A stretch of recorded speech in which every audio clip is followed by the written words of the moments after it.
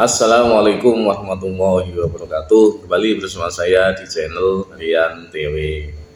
PKS mengatakan dengan tegas bahwa akan tetap menolak, dan jika walaupun ini sebuah angan-angan yang terlalu jauh ya, PKS menang atau Anies nanti menang dalam pilpres ini, maka tidak akan melanjutkan IKN.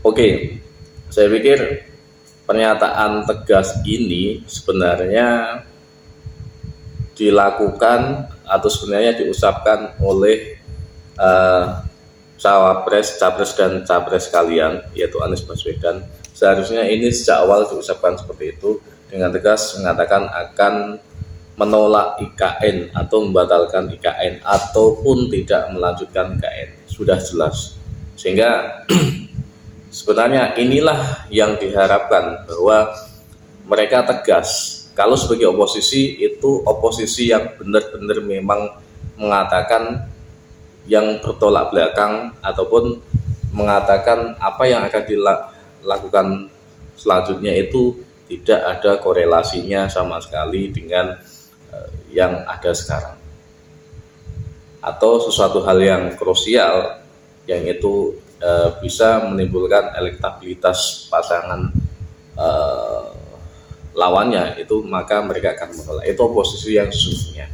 Fahri Hamzah sebelumnya mengatakan seperti ini, bahwa kalau ingin perang sesungguhnya, kalau ingin bertarung sesungguhnya, silahkan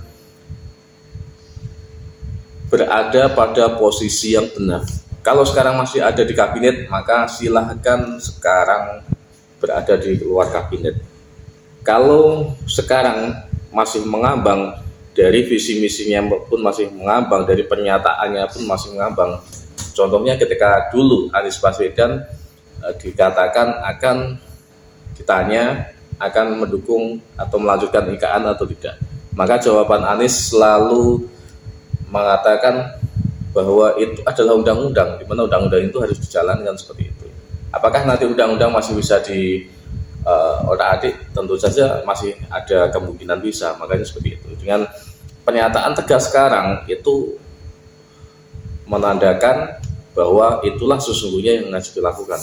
Silahkan. Berarti kalau bertarung sekarang itu posisinya memang benar-benar mau bertarung dengan yang namanya kubu pemerintahan, sehingga tidak setengah-setengah yang dulu ketika ditanya tentang masalah IKN mau dilanjutkan atau tidak masih mengambang, dan ketika dulu ditanya masalah oposisi itu bagaimana posisinya masih mengambang. Sekarang silahkan dengan mengatakan ini bahwa ada memang tegas, saya akui, kemudian bahwa ini adalah konsekuensi yang ada. Ketika nanti mengatakan seperti itu, pasti saya berikan kepastian bahwa mayoritas masyarakat Indonesia yang sekarang masih puas dengan pemerintahan Jokowi itu tidak akan satupun memilih Anda. Dan otomatis siapa yang memilih Anda? Ya orang-orang yang sekarang membenci Jokowi, orang-orang yang memang tidak setuju dengan pemerintahan Jokowi, kebijakan Jokowi sekarang ada memang ya di angka sekitar 15%-an. Yaitu selaras juga dengan survei-survei yang ada sekarang, memang menempatkan Anies Baswedan itu di angka ya 15% sampai 20%-an itu ya, naik turun. Kalau ada sampai 15-20% berarti itu bonus dari pemerintahan Jokowi, atau orang yang memang setuju dengan pemerintahan Jokowi atau puas dengan pemerintahan Jokowi. Sehingga oke lah, sekarang tegas, saya akui, tapi jangan katakan nanti setelah ini suara Anies akan semakin tergerus. Suara Anies akan semakin hilang. Karena kenapa?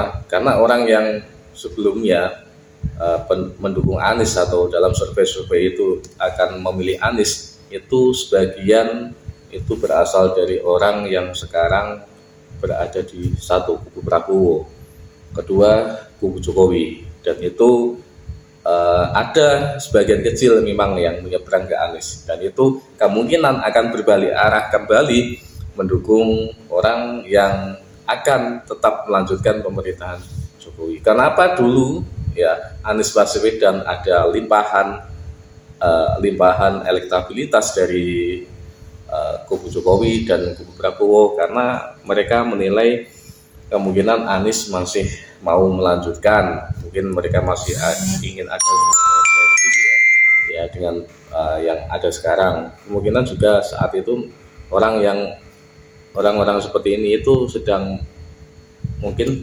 frustasi lah atau apa, sehingga mereka akhirnya menyeberang ke kubu Anies Baswedan, dan ini tidak bisa dipungkiri mereka kemungkinan bisa menyeberang kembali memilih Ganjar ataupun memilih Prabowo dalam pilpres kali ini, dan itu kemungkinan seperti itu.